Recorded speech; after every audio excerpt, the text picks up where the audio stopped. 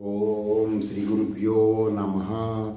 శ్రీచక్ర నవావరణ గుప్త గాయత్రి మహామంత్రం. ఈ మంత్ర సాధన వలన ఏం జరుగుతుందంటే మీరు ప్రతిరోజు కూడా ఒక 40 రోజులు ఆపకుండా ఈ మంత్రాన్ని చేసుకోగలిగితే మీకు 40 రోజుల తర్వాత దీని బెనిఫిట్స్ తెలుస్తాయి. ఎలా తెలుస్తాయి అంటే మీకు స్వానుభవంగానే తెలుస్తాయి. మంత్రం ఏంటి?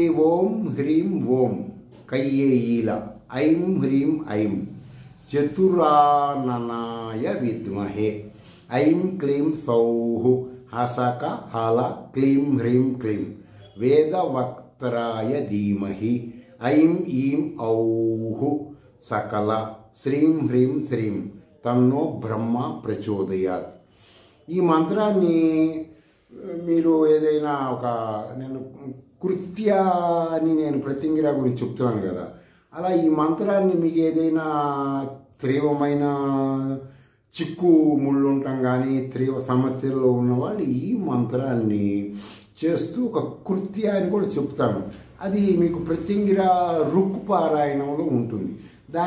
దీనిని కలిపి కూడా చేసుకోవచ్చు. అది దానికి తర్వాత ఇది, దీని తర్వాత అది కానీ అట్లా పెట్టుకొని చేసుకోవచ్చు. దానివల్ల ఆ సమస్యల నివారణ కొరకు వాడుకోవచ్చు. ఎందుకంటే ఇది శ్రీ విద్యా పూర్ణ దీక్ష మంత్రం కాదు, అర్చన చేసే మంత్రం అన్నమాట. శ్రీచక్ర నవావరణ గుప్తగా అర్చన మంత్రం కాబట్టి ఈ ప్రత్యంగిర కృతి గురించి చెప్పాలంటే ఏన దిష్టేహ వహసి ప్రతికూల మగాయిని తమే వేతో నివర్తస్వమస్మాన్ రుచ్చో అనాగస.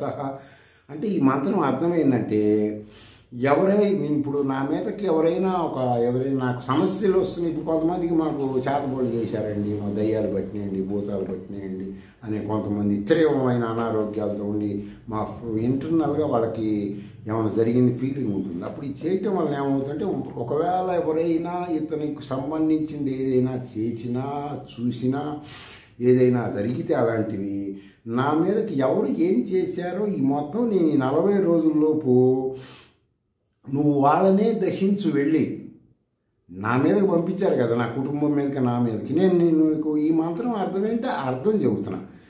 నువ్వు రిటర్న్ వెళ్ళు, నా దగ్గరికి రావద్దు. ఎందుకు? నేను బ్రహ్మ విద్యా ఉపాసన చేస్తున్నాను. ఆఖరికి దేవత కూడా బ్రహ్మ విద్యాస్త్రానికి సరెండరే. కాబట్టి నేను ఈ గుప్త గాయత్రి అనే బ్రహ్మ విద్య చేస్తున్నప్పుడు నువ్వు నా మీదకి రాలేవు కదా. అలా అని నేను నిన్ను రాలేక నువ్వు బయట కాపలా ఉంటావు. ఎందుకు? వాళ్ళ మీదకి వెళ్ళిపో. నా మీదకి ఎవరైతే ఆహారంగా పంపించారో వాళ్ళనే నువ్వు ఆహారంగా తీసుకో. మేము బ్రహ్మ విద్యా పౌరులను జాగ్రత్త.